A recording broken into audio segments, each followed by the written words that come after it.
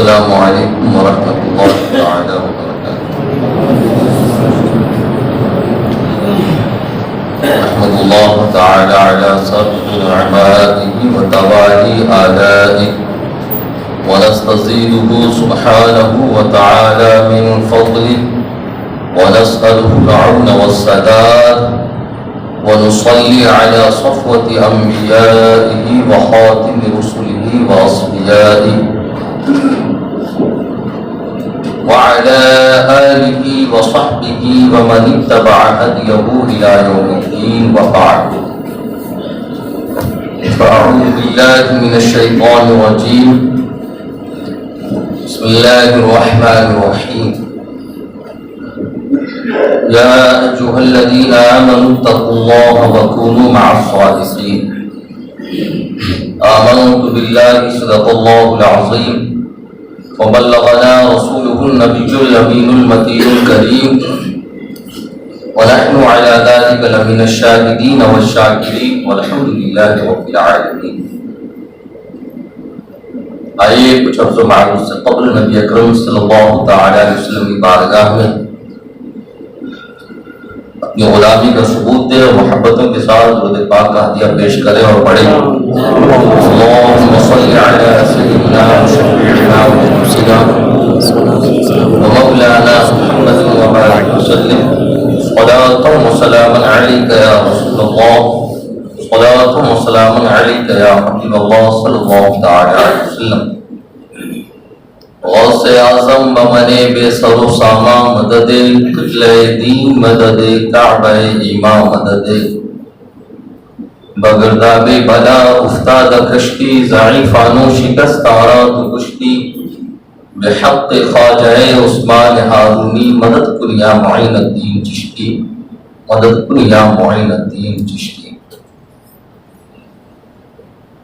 ایک بار اور محبت کے ساتھ درود پاک پڑھ لیں۔ اللہم صلی علی سیدنا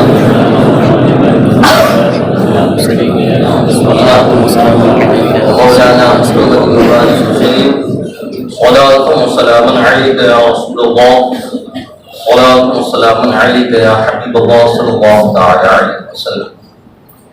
آیت مبارکہ جس کی تلاوت کا میں نے شرف حاصل کیا، یا ایھا الذین آمنوا اتقوا اللہ، اے ایمان والو اللہ سے ڈرو، کونوا مع الصادقین، اور سچوں کی صحبت اختیار کرو۔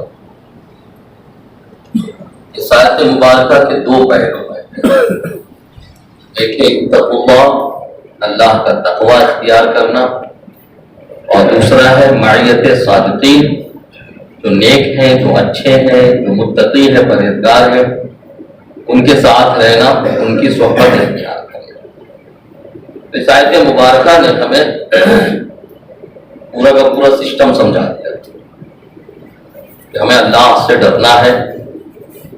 اللہ سے ڈرنے کا نتیجہ کیا ہوتا ہے؟ اللہ سے خوف رکھنے کا نتیجہ کیا ہوتا ہے؟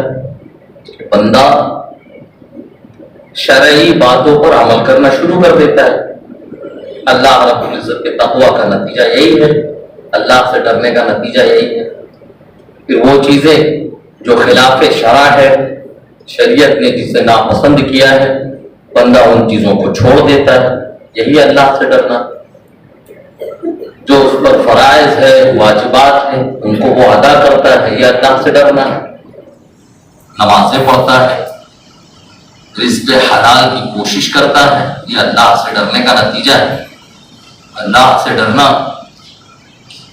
اس کا نتیجہ یہ ہے کہ بندہ رزق حرام سے بچتا ہے اور برے عادات و اخلاق سے بچتا ہے، دوسروں پر ظلم و جبر کرنے سے بچتا ہے، ناحق کسی کا مال کھانے سے بچتا ہے، چوری سے بچتا ہے، فساد سے بچتا ہے۔ کیا سمجھ میں آیا کہ اللہ کا جو ڈر ہے نا، اللہ کا جو خوف ہے، تمام نیکیوں کا سرچشمہ ہے۔ بندے کے دل کے اندر اللہ کا خوف آ جائے، اللہ کا ڈر آ جائے، تو بندہ نیکیوں کا مجسمہ ہو جاتا ہے۔ جتنی برائیاں ہیں ان تمام کی تمام برائیوں کا خاتمہ ہو جاتا ہے۔ تو خوف خدا اور اللہ کے تقوی کا نتیجہ یہ ہے کہ بندہ شریعت پر عمل کرنے لگتا ہے۔ اللہ اور رسول جسے پسند کرے بندہ اسے اختیار کرتا ہے، اللہ اور رسول جسے ناپسند کرے بندہ ان چیزوں کو چھوڑ دیتا ہے۔ یہ ہے اللہ سے تقویٰ کرنے کا نتیجہ۔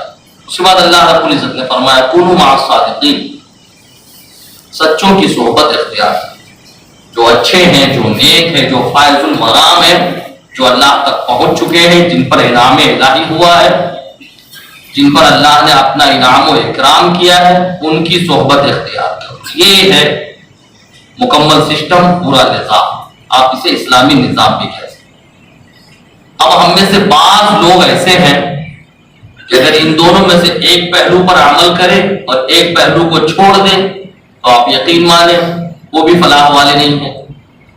کوئی آدمی اگر پہلے جز کو اختیار کر لے کہ تقوی الہی اختیار کرنے کے جتنے بھی ذرائع ہیں سب کو استعمال میں لائے، نماز پڑھے، روزے رکھے،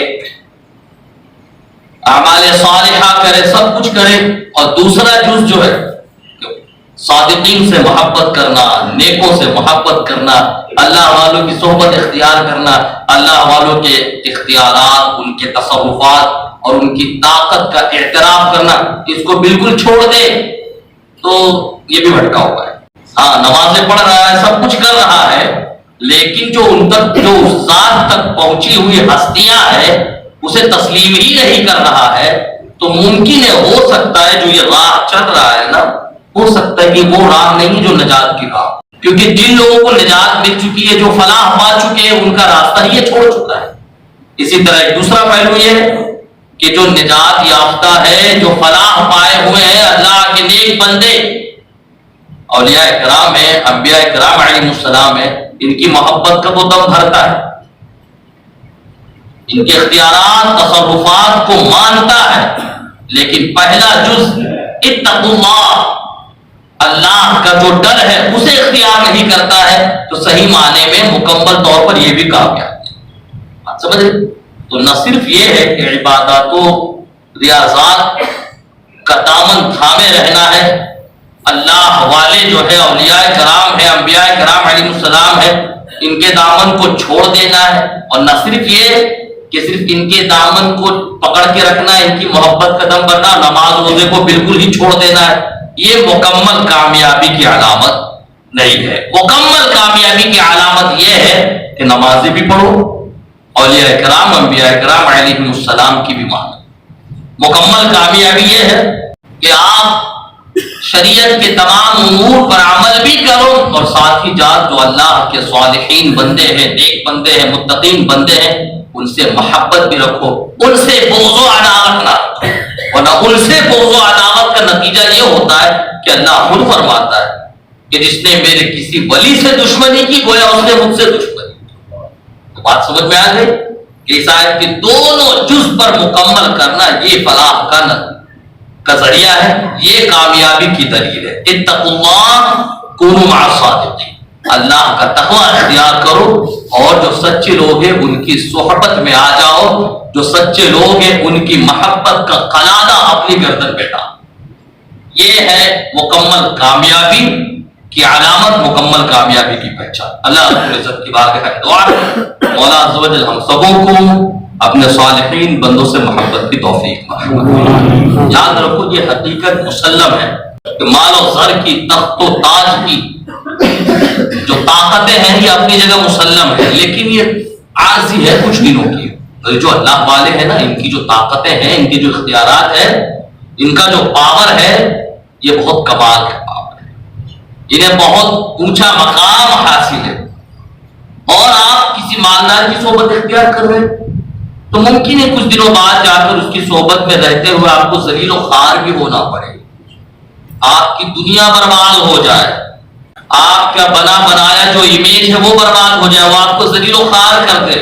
لیکن یہ اللہ والے کی جو صحبت ہوتی ہے نا، ان اللہ والوں کی صحبت میں اگر کوئی بے عزت آتا ہے تو وہ بھی عزت دار ہو جاتا ہے۔ چور آیا، ڈاکو آیا ان اللہ والوں کی صحبت میں، تو ان کی صحبت کا یہ عالم ہے کہ اس صحبت نے ان چوروں اور ڈاکوؤں کو نہ صرف صحیح انسان بلکہ وقت کا ابدال بنا دیا ہے۔ تو یہ اللہ والوں کی صحبت کا نتیجہ ہے، اللہ والوں سے محبت کا ثمرہ ہے کہ ان کی جو محبت ہوتی ہے یہ محبت گواہ بھی ہوتی ہے، ان کی جو محبت ہوتی ہے یہاں بھی عزت اور سرخروئی کا ضامن ہے، اور آخرت میں بھی عزت اور سرخروئی کا ضامن ہے۔ اور یاد رکھو، اپنے آپ کو جوڑے رہو اللہ والوں سے، یہ سیبہ بھلائی ہے۔ ہم اور آپ دیکھتے ہیں جب آندھی چلتی ہے، تیز ہوا آتی ہے، درخت سے پتے جھڑ جاتے ہیں، درخت سے پتے جھڑتے ہیں، جھڑنے کے بعد ان پتوں کا یہ حال ہوتا ہے کہ کوئی پتا نالی میں ہے، کوئی گٹر میں ہے، کوئی پاؤں تلے روندا جا رہا ہے۔ جب ان پتوں سے آپ سوال کریں، پوچھیں کہ تمہارا یہ حال کیا ہے، اس کا کہنا یہی ہوتا ہے کہ ہم اپنی بنیاد سے الگ ہو چکے ہیں۔ انہیں میں کچھ وہ پتے بھی ہوتے ہیں جو کسی پتھر کے نیچے دبے ہوئے رہتے ہیں، ان سے پوچھو کہ جو تمہارے ساتھ والے پتے ہیں وہ تو ذلیل و خوار ہو رہے ہیں، قدموں تلے روندے جا رہے ہیں، لیکن تم کس طرح محفوظ ہو؟ وہ پتا بزبان حال ہم سے کہے گا کہ میں ایک مضبوط وسیلے کے نیچے ہوں، میں ایک مضبوط وسیلے کے ماتحت ہوں۔ یاد رکھو بلا تمثیل یہی حالات کل بروز قیامت ان بدعقیدوں کے ہوں گے، اللہ والوں سے بغض رکھنے والوں کے یہی حالات ہوں گے کہ وہ بھی محشر کی آندھیوں تلے کبھی ادھر رسوا ہوں گے، کبھی ادھر رسوا ہوں گے، کبھی ادھر ذلیل و خوار ہوں گے، کبھی ادھر ذلیل و خوار ہوں گے، لیکن انہی کے درمیان کچھ وہ لوگ ہوں گے جن کے چہرے چمک رہے ہوں گے، وہ گنہگار ہوں گے، ان کے اعمال کمزور ہوں گے، لیکن پھر بھی انہیں امید ہوگی۔ کس چیز کی امید ہوگی؟ کہ ہمارے دلوں میں اللہ والوں کی محبت ہے، امید ہے کہ یہ محبت اللہ رب العزت کی بارگاہ میں ہمیں رسوا ہونے سے بچائے۔ تو یہ کی جو محبتیں ہوتی ہیں، انبیاء کرام علیہ السلام کی جو محبتیں ہیں، دلوں میں جو قدریں ہیں، یہ نہ صرف دنیا میں عزت و سرخروئی کا ضامن ہے بلکہ بروز قیامت بھی عزت اور سرخروئی کا ضامن ہے۔ اچھوں کے ساتھ رہیں، نیکوں کے ساتھ رہیں، ویسے بھی صحبتیں اثر کرتی ہیں۔ اپنے آپ کو اچھوں کی طرف منسوب کریں، بروں کی نسبت سے خود کو بچائے، اپنی نسلوں کو بھی بچائے۔ بروں کی جو صحبتیں ہوتی ہیں آپ جانیں، عقبہ بن ابی معیط کافر تھا، اللہ کے نبی صلی اللہ تعالی علیہ وسلم نے نصیحت فرمائی، اللہ کے نبی صلی اللہ تعالی علیہ وسلم نے اسلام پیش فرمایا، اس نے قبول کر لیا، پڑھ لیا کلمہ لا الہ الا اللہ محمد رسول اللہ صلی اللہ تعالی علیہ وسلم، اسلام میں داخل ہو گیا، لیکن اس کا ایک بدبخت کافر دوست تھا ابی بن خلف۔ اسے جب معلوم ہوا کہ میرا جگری دوست، میرا خاص دوست اسلام قبول کر چکا ہے، تو یہ جا کے اسے بہکایا، اسے بھٹکایا۔ اس کے بہکانے کا یہ اثر ہوا کہ عقبہ بن ابی معیط نے اسلام کو چھوڑ دیا، یعنی وہ پھر مرتد ہو گیا، وہ دوبارہ مرتد ہو گیا، اسلام سے باہر ہو گیا۔ اسی کے بارے میں اللہ رب العزت نے قرآن شریف میں ذات مبارکہ کو نازل فرمایا، وَيَوْمَ يَعَضُّ الظَّالِمُ عَلَى يَدَيْهِ يَقُولُ يَا لَيْتَنِي اتَّخَذْتُ مَعَ الرَّسُولِ سَبِيلًا۔ دنیا میں اگر آپ پہلے اس کو تمہیدی جملہ سن لیں، دنیا کے اندر اگر آپ کسی بدعقیدے کی صحبت میں ہے، کسی برے کی صحبت میں جس سے آپ کے دین و ایمان کا خطرہ ہے، تو اس آیت مبارکہ میں ایسوں کے لیے بہت بڑا سبق ہے۔ عقبہ بن ابی معیط کے بارے میں اس آیت مبارکہ کا نزول ہوا، وَيَوْمَ يَعَضُّ الظَّالِمُ عَلَى يَدَيْهِ، اور اس دن ظالم اپنے ہاتھوں کو چباتے ہوئے کہے گا یا لیتنی اتخذت مع الرسول سبیلا، کاش کہ میں رسول کے راہ کو اختیار کر لیا ہوتا، کاش میں رسول کے راہ کو اختیار کر لیا ہوتا۔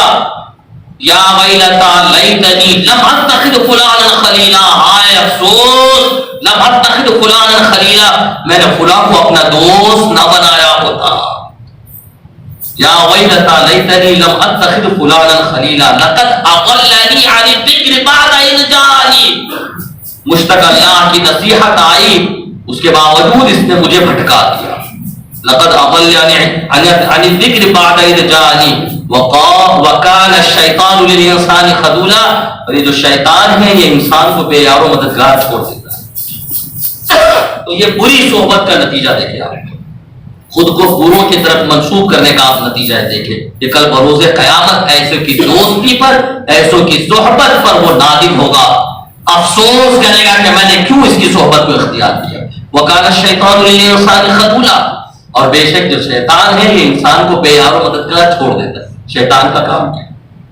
یہ ہمیں اور آپ کو بہکاتا ہے کہ وہ بھی تو انسان ہے، چہ جائے کہ اس کے عقائد خراب ہیں، لیکن بحیثیت انسان تو ہم اس کے ساتھ نیک سلوک کر سکتے ہیں؟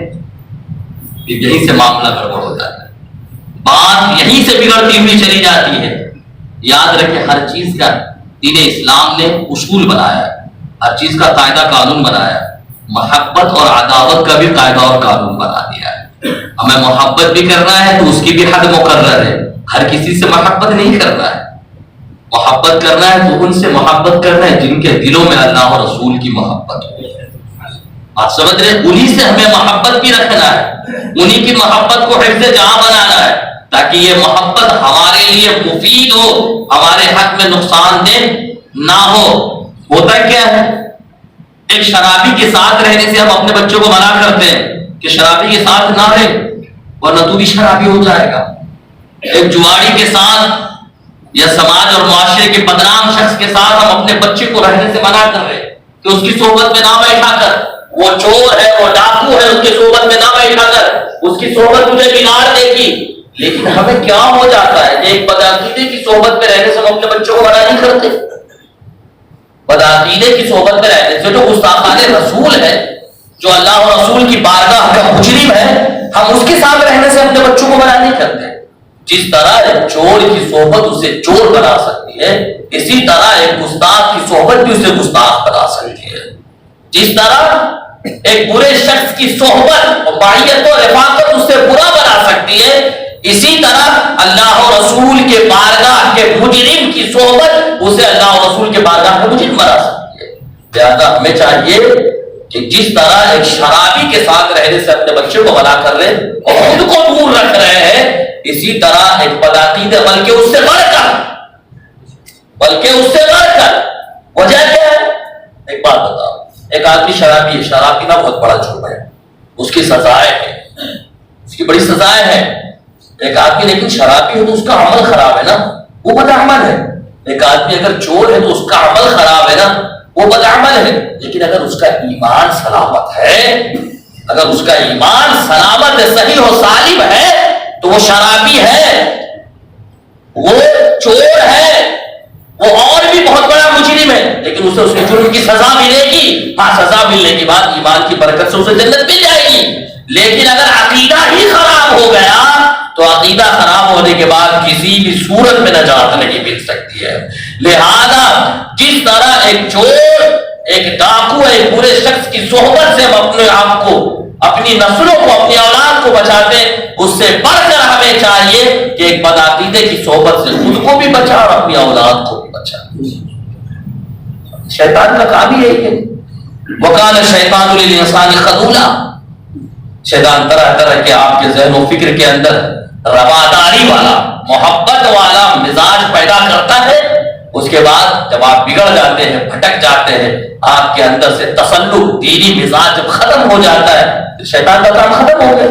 شیطان انسان کے ساتھ جو غلط کروانا ہے کروا دیتا ہے، اس کے بعد شیطان الگ ہو جاتا ہے۔ قرآن کی آیت مبارکہ ہے سورہ حشر کی، کمثل الشیطان، کہ شیطان کی کہاوت کیا ہے؟ اذ قال للانسان اکفر، اس نے انسان نے کہا کفر کر، فلما کفر، جب انسان نے کفر کر دیا، قال انی بریء منک، انسان نے کفر کر دیا، اس کے بعد شیطان کیا کہتا ہے؟ میں تو تجھ سے بری ہوں، انی اخاف اللہ رب العالمین، شیطان کہنا میں اتنا بڑا پرہیزگار ہوں کہ میں اللہ سے ڈرتا ہوں۔ کفر کرا دیا انسان سے، کفر کرانے کے بعد شیطان پھر اپنا دامن جھاڑ لیتا ہے۔ پھر قرآن کہہ رہا فَكَانَ عَاقِبَتُهُمَا أَنَّهُمَا فِي النَّارِ خَالِدَيْنِ فِيهَا، ان دونوں کا انجام، شیطان کا اور جو اس کے بہکاوے میں آیا ہے انسان، اس کا انجام کیا ہے؟ أَنَّهُمَا فِي النَّارِ خَالِدَيْنِ فِيهَا، کہ یہ دونوں کے دونوں جہنم میں ہمیشہ ہمیش اس میں رہیں گے۔ تو شیطان کا کام ہی ہے آپ کے اندر رواداری والا مزاج پیدا کرے گا کہ یہ بھی انسان ہے، اس کے ساتھ بھی ہمیں حسن اخلاق سے پیش آنا ہے، اس کے ساتھ بھی محبت سے پیش آنا ہے۔ یاد رکھو اسلام نے تمام قوانین بنا دیے، محبت بھی کرنا ہے تو اسی سے جس کے دل میں اللہ اور رسول کی محبت ہو، جس کے دل میں اللہ اور رسول کی محبت نہ ہو قطعاً اس کے ساتھ کوئی رواداری کو جائز نہیں رکھنا ہے۔ اسی خلط ملط اور چوچو کا جو مربع ہو چکا ہے نا، اسی کا نتیجہ ہے کہ آج ہمارے حالات بگڑ چکے ہیں۔ ان چیزوں میں جو ہم تمیز پیدا نہیں کر رہے ہیں اور ہم اپنے آپ کو بہت بڑا معاشرے کا بہت بڑا मुस्लिह समझते हैं और इन चीजों में पेश कदमी कर देते हैं कि सब आओ, जितने हो सब आओ, मिलजुल के सब आओ। ये भी तमीज नहीं कर पाते हैं कि ये अल्लाह के नबी सल्लल्लाहु अलैहि वसल्लम के बारे में गलत अकायद रखता है, गलत नजरियात रखता है, अल्लाह के बारे में इसका वो अकीदा है। क्या बात अल्लाह रब्बुल इज्जत झूठ बोल सकता है? अल्लाह के नबी सल्लल्लाहु अलैहि वसल्लम के बारे में इसके गलत अकायद और नजरियात है, कुफरिया अकायद और नजरियात है। इन चीजों में हम तमीज नहीं करते, बिल्कुल पूरा खलतमल हो चुका है मामला। लिहाजा इन चीजों में तमीज पैदा करें, ये बहुत अहम चीज है। अल्लाह रब्बुल इज्जत की बारगाह में दुआ है कि मौला अज़्ज़ व जल हम सबों को नूरों की सोहबत से बचाए। दुरूद पाक पढ़े, अल्लाहुम्मा सल्ली अला सय्यिदिना व शफीअना व नबीना व मौलाना मुहम्मद व बारिक वसल्लम। सलातु व सलामुन अलैका या रसूलल्लाह सल्लल्लाहु अलैहि वसल्लम। अच्छी दोस्ती, अच्छे लोगों की जो सोहबत हुआ करती है, यहाँ भी हमें सुरखुरू रखती है, आखिरत में भी सुरखुरू। आखिरत के हालात कुरान ने बयान किया, यौम यफिरुल मर्उ मिन अखीही व उम्मिही व अबीही व साहिबतिही व बनीही लिकुल्लि इम्रिइन मिनहुम यौमइज़िन शअनुन युग़नीह। यहाँ बहुत बड़े ठेकेदार बने हम घूम रहे हैं ना, समाज और मुआशरे में बड़ी इज्जत है ना, हमारी बड़ी वाहवाही होती है। वहां का हाल यह होगा कि इंसान नफ्सी नफ्सी का मामला हो, इंसान से भागेगा, अपने बाप से भागेगा, औलाद से भागेगा, अपनी बीवी से भागेगा। लिकुल्लि इम्रिइन मिनहुम यौमइज़िन शअनुन युग़नीह। हर शख्स की अलग ही हालत होगी, हर शख्स की वहां अलग ही हालत होगी, सबको अपनी अपनी पड़ी होगी। ये हालत है मैदान महशर, ये नक्शा है मैदान महशर का। वहां कोई काम नहीं आने वाला है ना बाप काम आने वाले, ना भाई काम आने वाले, जिंदगी भर जिस बीवी से हमने मोहब्बत की वो भी काम नहीं आने वाली है। वहां अगर कुछ काम आने वाले, कुरान कह रहा है अल-अखिल्लाउ यौमइज़िन बअदुहुम लिबअदिन अदु। क़यामत का दिन इतना पुरखतर दिन है कि उस दिन दोस्त भी दोस्त के दुश्मन बन जाएंगे, इल्लल मुत्तक़ीन, सिवाय मुत्तक़ीन परहेज़गार और नेक लोगों के। तो ये वो लोग हैं, नेकों की जमात, ये वो जमात है कि ये उस दिन काम आने वाली है जिस दिन हमें अपने लोग भी काम नहीं आएंगे, अपने अहले खाना काम नहीं आएंगे, अपना खून काम नहीं आएगा, अपने रिश्तेदार काम नहीं आएगा। उस दिन ये नेक लोग, मुत्तकीन, परहेज़गार, सालिहीन, अल्लाह वाले जो अच्छे लोग हैं वो हमारे काम आए। तो ये इनकी मोहब्बत का नतीजा है, ये इनाम है नेकों के साथ सोहबत इख्तियार करने का, नेकों के साथ मायत और रिफाकत इख्तियार करने। अल्लाह के नबी सल्लल्लाहु अलैहि वसल्लम के हदीस से पास में अल-मर्उ मअ मन खलक़ मअ मन आखा, ये इंसान उसी के साथ है जिससे उसने दोस्ती किया। आप कैसे के साथ दोस्ती कर रहे हैं, आप ये समझ लीजिए आपका मामला उसी के साथ होगा। वो आपने देखा उक़बा बिन अबी मुअय्यद का, उसकी दोस्ती एक काफिर के साथ थी, उबय बिन खलफ के साथ थी। इस्लाम में आकर भी वो फिर गया, जन्नत के दरवाजे तक पहुंचकर वो जहन्नम में दाखिल हो गया। तो इंसान जैसों की सोहबत इख्तियार करता है, इंसान का मामला और हश्र वैसों के साथ ही होता है। आज बदअकीदे के साथ आप हैं, रवादारी के नाम पर, मोहब्बत के नाम पर, अमनो अमान के नाम पर, याद रखें आप ऐसों के साथ है, आपका हश्र भी ऐसों ही के साथ होता है। इसलिए अल्लाह के नबी सल्लल्लाहु अलैहि वसल्लम ने हदीस पाक में फरमाया भी फलयरजुल अहदुकुम मन युखाली, लिहाजा दोस्ती करने से पहले हर एक को सोचना चाहिए कि वो किससे दोस्ती कर रहा है। कहीं ऐसा तो नहीं है कि किसी बदअकीदे से दोस्ती कर रहा है, कहीं ऐसा तो नहीं है कि वो अल्लाह वालों के दुश्मन के साथ दोस्ती कर रहा है। लिहाजा दोस्ती करने से पहले हमें और आपको खूब गौर व खौज कर लेना चाहिए कैसों की सोहबत में है। नमाजी की सोहबत में अगर रहेंगे तो यकीनन बात है कुछ दिनों के बाद जाकर ना सही लाशऊरी तौर पर ही उसके जो आदतों अतवार है हमारे अंदर घर कर जाएंगे। हम देखेंगे ये नमाज पढ़ रहा है, कभी ना कभी हमारे दिल में उसके जो ये हालात है ये असर करेंगे, हम भी नमाजी बन जाएंगे। अच्छों की सोहबत में, आशिक़ रसूल की सोहबत में हम देख रहे हैं इश्क़ रसूल सल्लल्लाहु अलैहि वसल्लम के मामले में ये किसी भी चीज से समझौता नहीं करता है, तो खुद ब खुद कुछ दिनों के बाद जाके हमारा भी मिजाज यही पैदा हो जाएगा कि नबी करीम सल्लल्लाहु अलैहि वसल्लम के नामूस के मामले में, इश्क़ रसूल के मामले में, दीनी अकायद के मामले में हम भी समझौता नहीं करेंगे। और अगर बदअकीदे के साथ है, आप देख रहे हर जगह वो रवादारी, हर जगह समझौता से काम ले रहा है, ये भी चलेगा वो भी चलेगा, तो अब तक आप जो मुतसल्लिम थे, दीन के मामले में सख्त थे, कल जाकर लाशऊरी तौर पर उसकी सोहबत असर कर जाएगी और आप بھی بالکل رواداری والا مزاج آپ کے اندر بھی آ جائے گا. آپ بھی ہر جگہ سمجھوتا کرتے ہوئے نظر آئیں گے. آپ بھی دیکھ لیں گے داڑھی ہے, ٹوپی ہے, کرتا پاجامہ ہے, بالکل پکا مسلمان ہے. آپ بھی یہی مزاج پیدا کر لیں گے, آپ کا بھی یہی ذہن ہو جائے گا. لہذا صحبت ایسا کر دیا. آپ دیکھیں اصحاب کہف کا کتا, بڑا مشہور واقعہ, کیا کہا جائے. اصحاب کہف کا وہ کتا ہے نا, وہ کتا کتنا حقیر جانور ہم اور آپ سمجھتے ہیں, نیکوں کی صحبت میں تھا. وہ چند جو اللہ کے نیک بندے تھے, دقیانوس بادشاہ کے ظلم و ستم سے وہ بھاگے, اللہ کی عبادت کرنے کے لیے کسی زمین کی, کسی ہموار زمین کی تلاش میں نکلے, اور اس کے بعد جا کر ایک غار میں انہوں نے پناہ لے لیا. ان کے ساتھ ایک کتا ہو لیا, ایک کتے نے اس کی صحبت اختیار کر لی. ایک کتا اللہ کے نیک بندوں کی صحبت میں کیا آیا, اللہ رب العزت نے قرآن میں اس کا ذکر فرما دیا. جس کیفیت کے ساتھ, جس حیت کے ساتھ, جس حالت کے ساتھ وہ کتا اس غار کے منہ پہ بیٹھا ہے, اللہ رب العزت نے اس کیفیت, حیت اور حالت کو قرآن میں بیان فرمایا.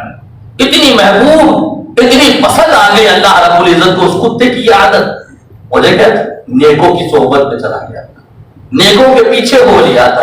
وَقَلْبُهُمْ بَاسِطٌ ذِرَاعَيْهِ بِالْوَصِيلِ, اور ان کا کتا, اصحاب کہف کا کتا, غار کی چوکھٹ پر اپنے بازوؤں کو پھیلائے ہوئے بیٹھا ہوا ہے. اس کی کیفیت کو اللہ رب العزت نے قرآن میں بیان فرما دیا.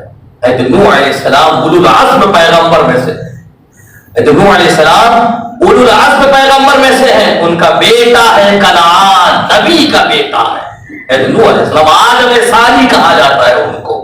حضرت نوح علیہ السلام کو اللہ کے بڑے محبوب نبی حضرت نوح علیہ السلام, ان کا بیٹا, اس نے کافروں کی صحبت اختیار کر لیا. کافروں کی صحبت اختیار کر لیا. اس کا کیا نتیجہ ہوا, جب طوفان نوح آیا, غرق ہونے لگا, اللہ کی بارگاہ میں حضرت نوح علیہ السلام نے التجا کی, مولا یہ میرا بیٹا میرا اہل ہے, میرا اہل ہے, یہ میرے گھر کا فرد ہے.